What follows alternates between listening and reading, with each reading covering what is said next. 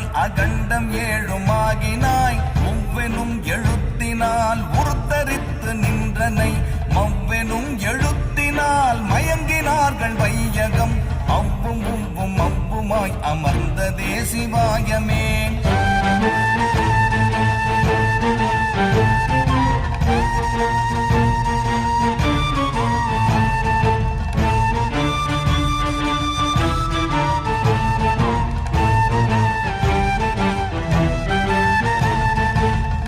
மண்டலத்திலும் முட்டி நின்ற தூணிலும் நான்ற பாம்பு